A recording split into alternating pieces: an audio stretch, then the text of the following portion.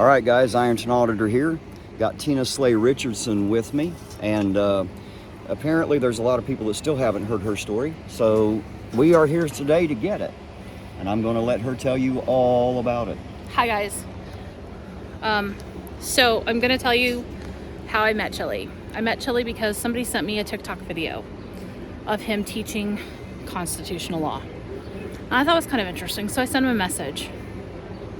And I lost my son to police brutality in Springfield, Missouri.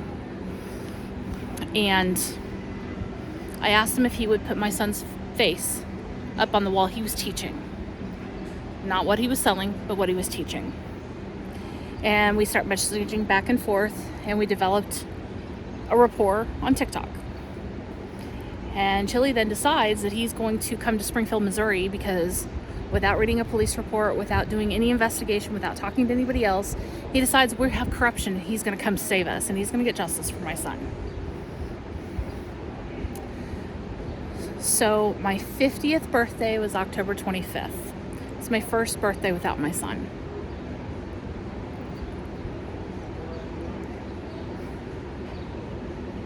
Excuse me. If any of you have ever suffered a loss, then you know your first Mother's Day, your first Christmas. Everything is hard.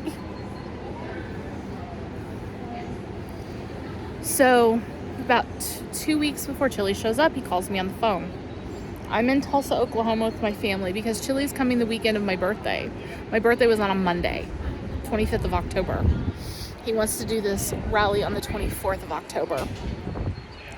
So he calls me, and I am with my family, my husband, my two daughters, my daughter's fiance, and we were in Tulsa, Oklahoma at a Dave & Buster's. And he asks me if I would co-sign for his van. And I said, Chille, I have bad credit. And not only do I have bad credit, my husband would kill me. We don't do that for my kid. Why would I do that for some stranger? I don't know. So the answer is no, Chille. I'm not going to sign for a van. I'm not going to co-sign. And he then proceeds to tell me later on that he would have to go to his stepdad and ask his stepdad, and that he was waiting for documents back and forth from Arizona to California. He said the reason he couldn't buy a car is because that he hadn't owned a vehicle in 3 years, and they told him because of that they wouldn't give him the loan, which forgot to tell him I used to work in banking. Kind of know that's not really the case. It all depends on your credit. Didn't know at the time that he was couch surfing. So Chille shows up, and I want to say it was a Thursday, because that's the day that he got into the Instagram war with Talib Kweli, where he told a black rapper to get on his knees. That's how Chille came into Springfield, Missouri. And he was so laser focused on being called a racist that none of it was about Caleb. None of it was about Jalen. It was all about Chille. And then the TikTok war started happening between I Speak and Jolly Good Ginger and Lethal Lex and T Nathan and all of these people on TikTok. And that was his sole focus. It was never Caleb. It was never Jalen. It was never any of that. My sister was there from Minnesota, and I'm adopted. This is my half-sister by blood. This is the first time of her visiting my house. This is the first time we are spending significant time together. And he roped us into all of this.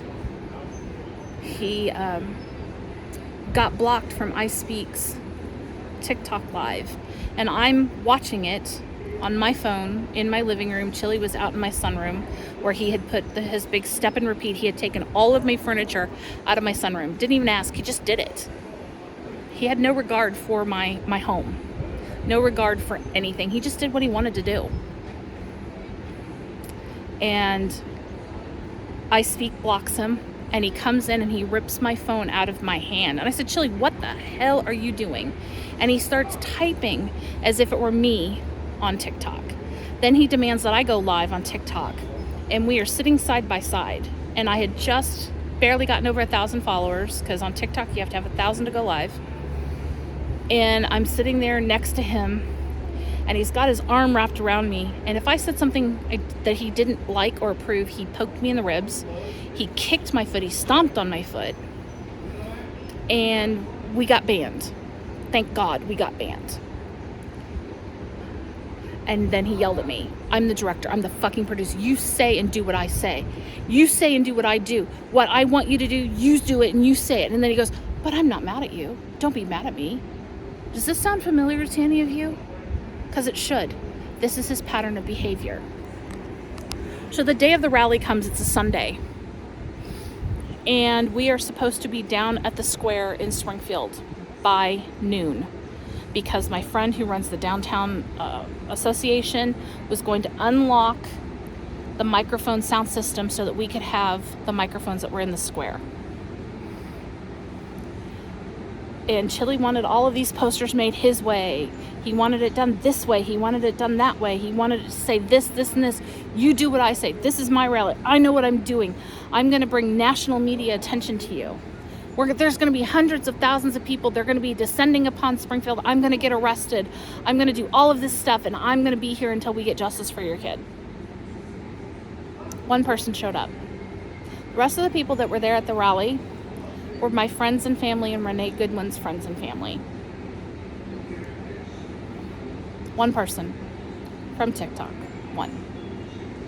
Because by this point, Chille had lost all his credibility by being called out as the racist on TikTok. He became one of the most hated people. He did not, and I will say this with my opinion, he was not the most popular TikTok video or TikToker on TikTok.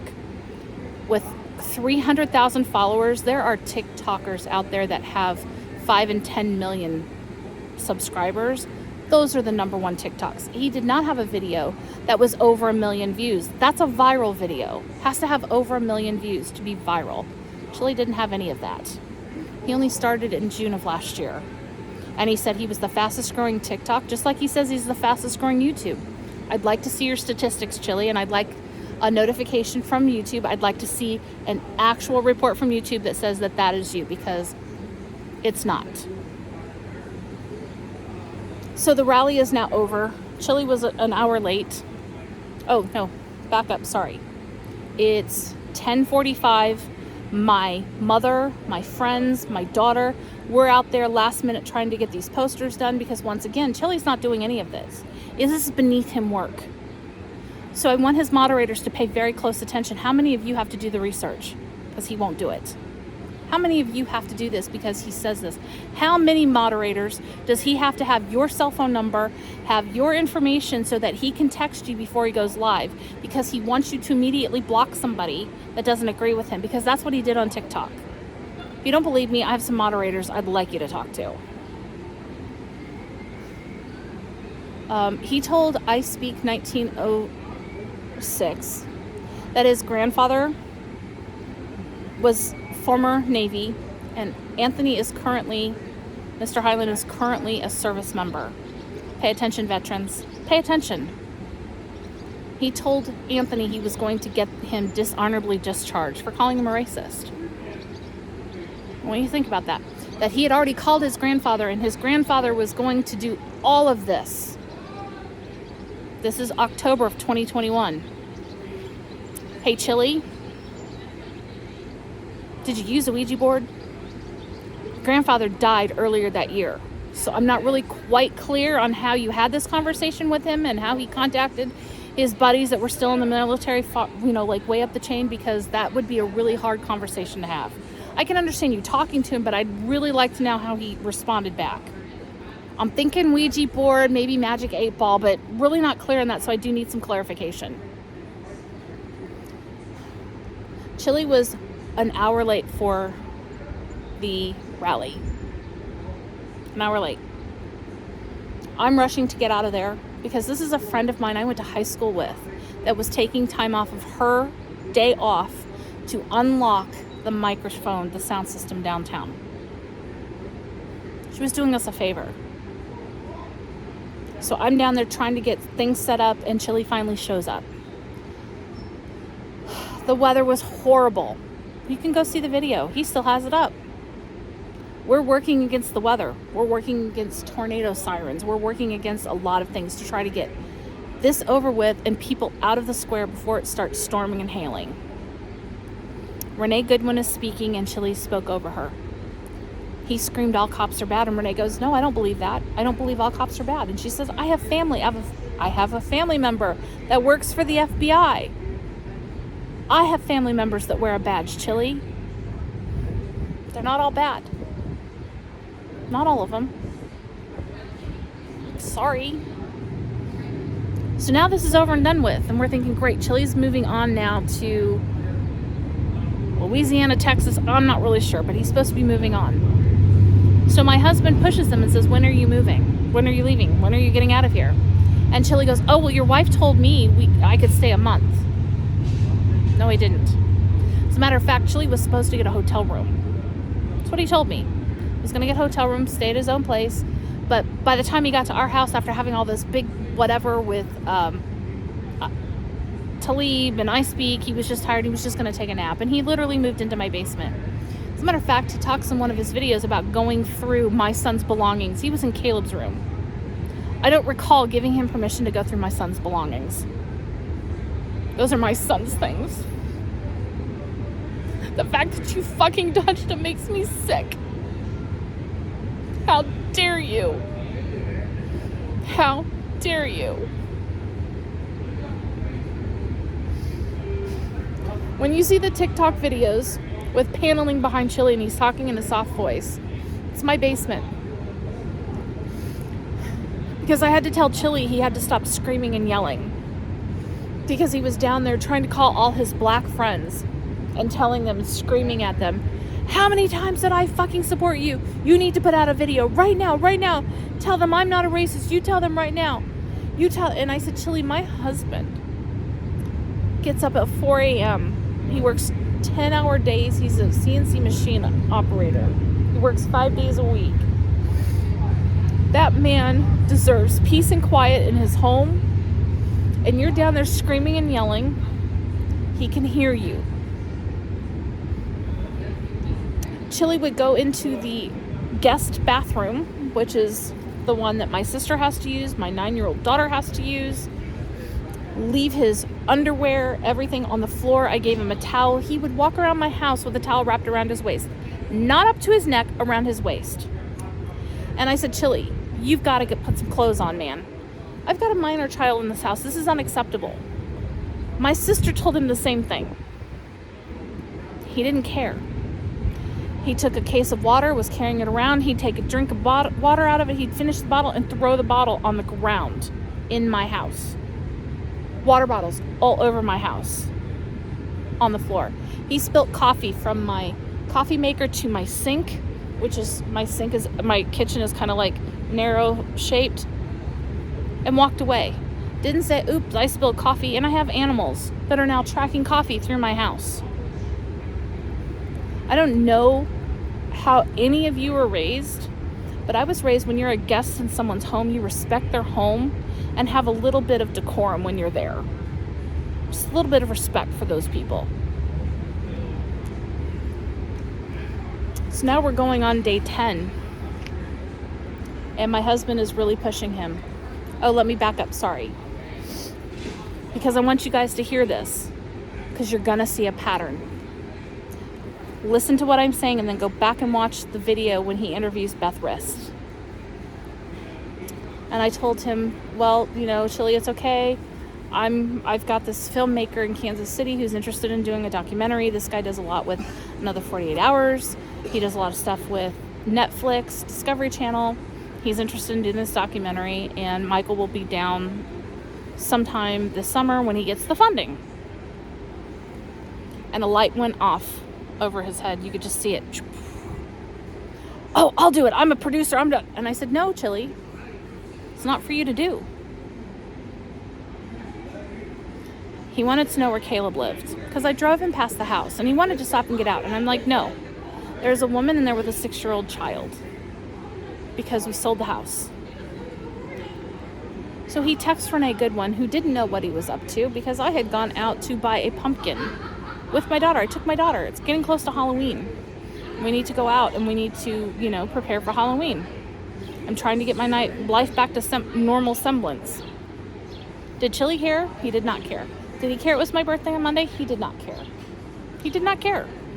He did not care.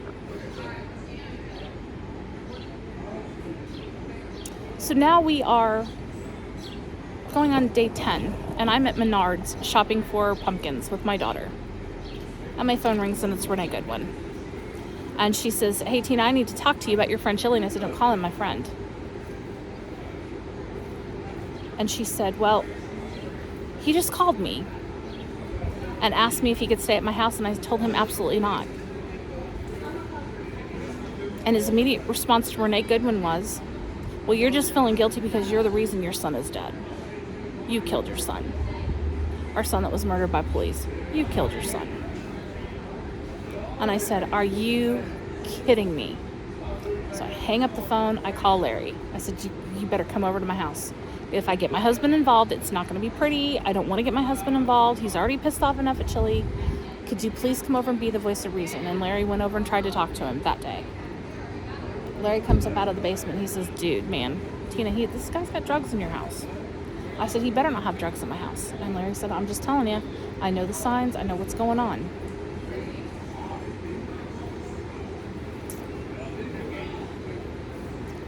"10 o'clock rolls around. 11 o'clock rolls around. I'm on the phone with Larry. "Larry, you got to get this guy out. I'm done. I'm done with this. Come help me get this guy out. Please." Larry goes, "Mute your phone." And I said, "Excuse me? Mute your phone." I muted my phone, and Larry Flournoy called Chille DeCastro. And there's only 10 minutes missing from that video. I have an additional 5 minutes on a digital recorder because I went out to my van. I was in shock. The first thing out of Chille's mouth to Larry was, "Man, I don't know if I can trust you." "Larry, can I trust you, dude?" Larry's like, "Well, I'm just trying to find out what's going on, Chille. What's going on over there? I've got Tina calling me. Things are going on." He goes, "Larry, have you ever read The Art of War?" I'm keeping my cards close to my chest, which is a phrase I had used with Chille, trying to explain to him, "Chille, if you're suing somebody, for God's sake, shut your mouth. Keep your cards close to your chest, because you're giving away your entire case and providing them with their defense. Shut up, stay off social media, and you may have a case." He chose not to listen. "Well, I really don't care." He said, "This isn't about me. This isn't about Caleb. I don't give two fucks about Caleb Slay. His life doesn't matter to me. She's never going to get justice. I don't give two fucks about Jalen Goodwin." And at that point, I was numb. And I was trying to be really quiet because I'm digitally recording it with my recorder. And I'm pounding on my steering wheel in my garage. And I go in and I sit down. It's about 12 midnight. And I sit down and I wait. And about 2 o'clock, Chille comes up out of the basement. 2 o'clock in the morning. And he sees my face. "What's wrong, Tina? What's the matter?" And I said, "I've read The Art of War too." And immediately he sits down and he goes, "Why, what did Larry tell you? He's lying. You know he's lying to you." "Chille, Larry didn't tell me anything. You did." And he goes, "What do you mean I did?" "I was on that phone call, with Larry." "Oh, you set me up," he said. "Wasn't planned, Chille, but I was on that phone call. I heard every word you said. You said that I'm going to be dead in a year. What difference does it make? I'll never get justice for my son. What difference does it make?"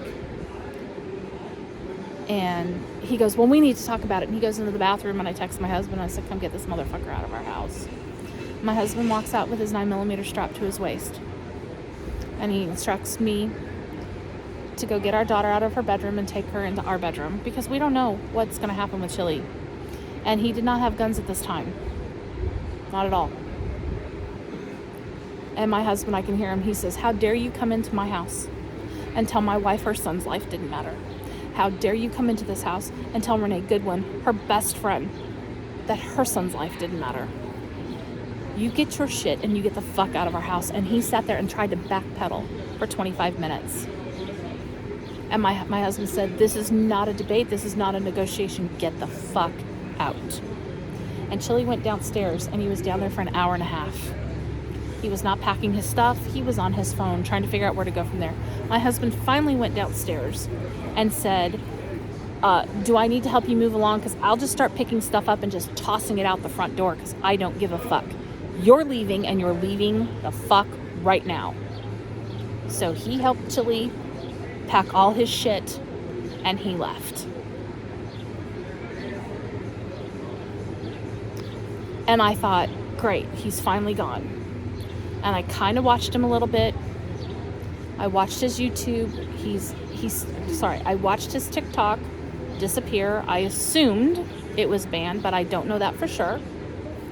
But he's still on TikTok.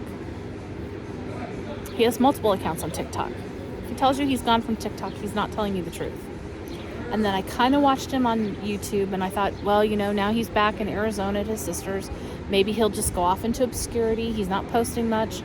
And I thought, good, out of sight, out of mind. Until he wasn't anymore. Until he was preying on another family. Until he was taking advantage of someone else. Because he raised money to come to Missouri. I didn't get any money. Hell, I even donated to him. He gave it back. He sent me my money back. That was the first time I knew his name. That was the second time I knew his name was Jose DeCastro. The first time is when Anthony Highland called him out on TikTok. And I kept quiet until he came to Ironton. And until he started terrorizing this little town. And I knew I couldn't be quiet anymore. And I started digging. And then Renee Goodwin started digging. And Renee is a licensed private investigator. So she can see what the police can see. She can't show anybody that report, which she has not shown us the report. But she saw his record. And she told us where to look. She told us what areas to look.